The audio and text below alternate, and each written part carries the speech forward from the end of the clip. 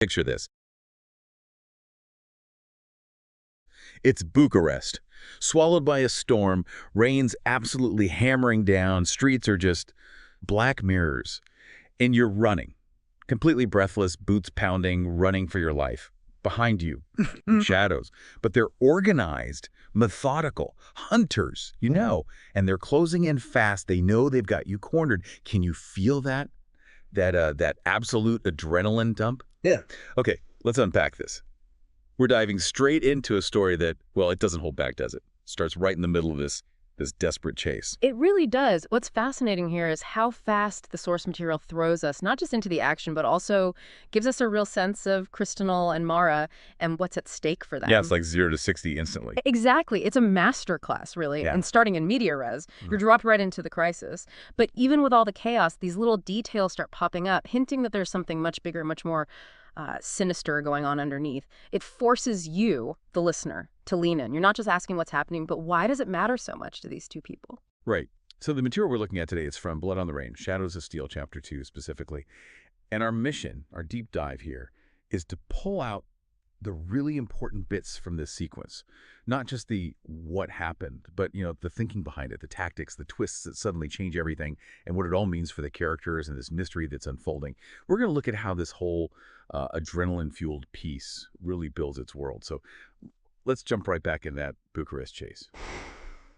It's relentless. Yeah. And the setting, oh, wow, this old industrial district, the source calls it maze of abandoned warehouses, rusting fences, and blind alleys.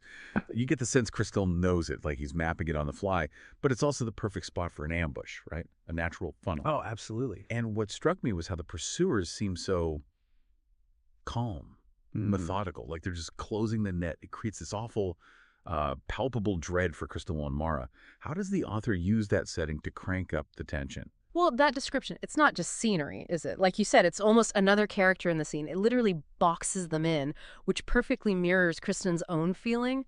That line, he hated being funneled like this, tells you so much about him. He needs control. He hates being forced. Yeah. So the environment itself amplifies that claustrophobia, that vulnerability.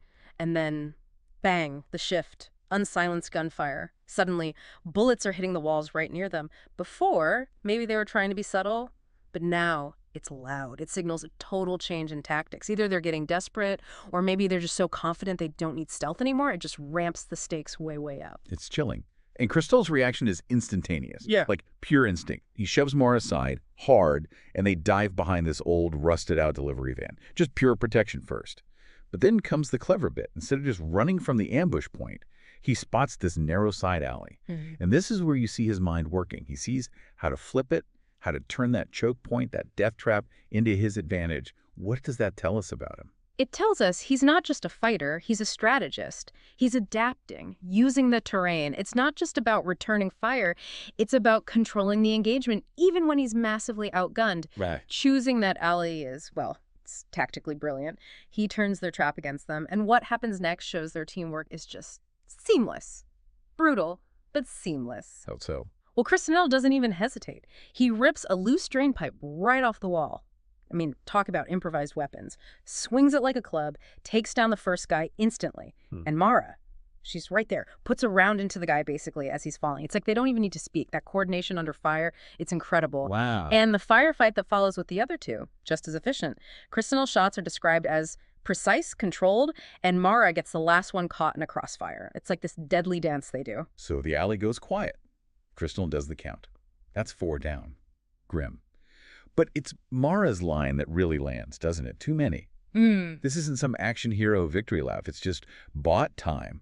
Why frame it like that? Why emphasize that it's not really a win? Because it tells you this isn't over, not by a long shot. Framing it as just bought time reinforces that the threat is bigger, it's persistent. It stops you, the listener, from feeling any sense of relief. It keeps that baseline tension humming. This was just one skirmish in a much larger conflict. It underlines their desperation and just how relentless the enemy is. Okay, which leads them to the escape car. Hidden away in this collapsing parking garage, this black Audi, tinted windows, the works. Yeah. Built for disappearing. Kristinel gets behind the wheel, engine fires up. And here's where it gets really interesting, right? Because the escape itself is intense, but it's what happens after the immediate shooting stops that changes things. Right. They peel out, more guys appear. Bullets are literally cracking against the car's reinforced panels. Yeah. Crystal's driving.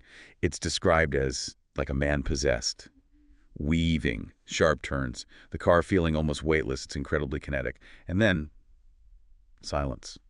The gunfire fades behind them. That moment of relative quiet after all that chaos, why is that the moment for the twist? It's perfect pacing, isn't it? That lull, the drop after the adrenaline pick, it creates the space. The immediate physical threat recedes, so the psychological threat can hit with full force. And Crystal just lays it out there, calmly. They knew exactly where to find us, which means someone leaked. Yep. It's chilling. It shifts everything. Yeah, it does. It's not just about outside enemies anymore. Suddenly, it's about trust, about betrayal. This raises an important question for you listening. What does a leak really signify in a world like this? It attacks the very foundation of their operation, their trust in each other and anyone. And the conversation right after is so short, but man, it's loaded. Mara just instantly denies it. Not me. But then Crystal just stays silent, lets that accusation hang there. They just fought shoulder to shoulder, saved each other's lives, and now this. This deep suspicion is right there between them. How does that internal conflict work in a thriller like this? Oh, it adds huge layers. Turning the threat inward, making it potentially someone close, that's often way scarier than any external bad guy. It creates doubt, ambiguity. You start questioning everyone's motives. And seeing that fracture in their partnership, even with their amazing combat synergy, makes them feel more real, more vulnerable.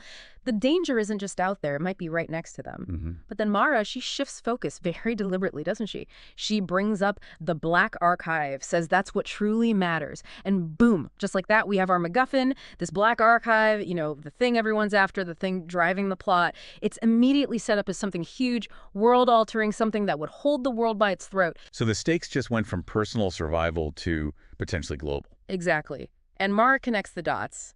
If they were willing to send a kill team after us, they're desperate. And Christinel, always thinking tactically, adds, desperate men make mistakes. Which hints maybe they can use that desperation against their enemies. So they leave Bucharest, the storm still chasing them as they head for the mountains. Destination, Sibiu, a safe house. But you get the feeling this isn't just any safe house. It's got history for Christinel. Yeah. Bad history, a place he swore he'd never go back to.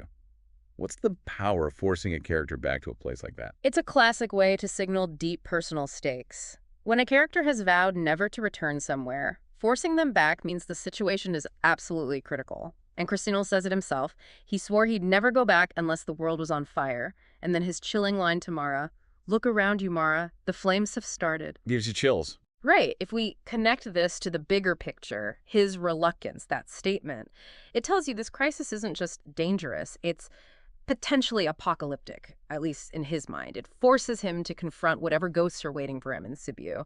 It suggests his past there is somehow tied into this whole world on fire scenario. That safe house isn't safe for him emotionally. It's going to test him. Yeah. And you see that toll on the journey. The text says he didn't sleep. He didn't rest. His mind is just churning with old ghosts, old missions, and the weight of a secret that refused to stay buried.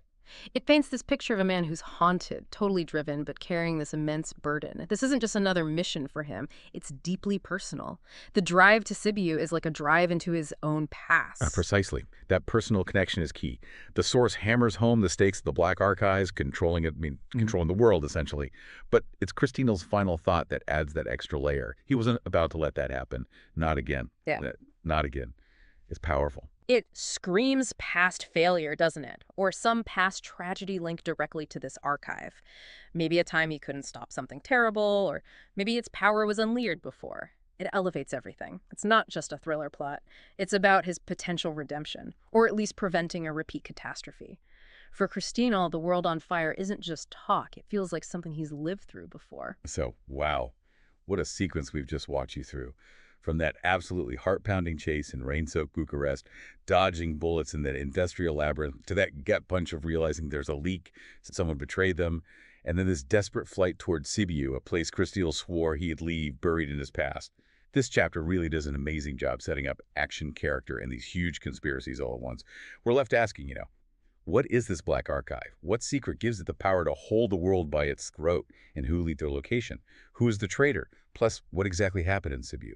What demons are waiting for Christinel there? So many questions. And this deep dive really shows how, even in the middle of intense action, the story reveals so much about character and stakes through these careful choices. It makes you think, doesn't it? What does it really mean when the world is on fire? Not just as a metaphor, but when control over information, over knowledge, itself, the archive is what's being fought for. How do those personal things like betrayal and past trauma weave into these massive global threats? Here's something for you to chew on. What stands out to you about how someone's past pain might actually fuel them to face down a global disaster? How does that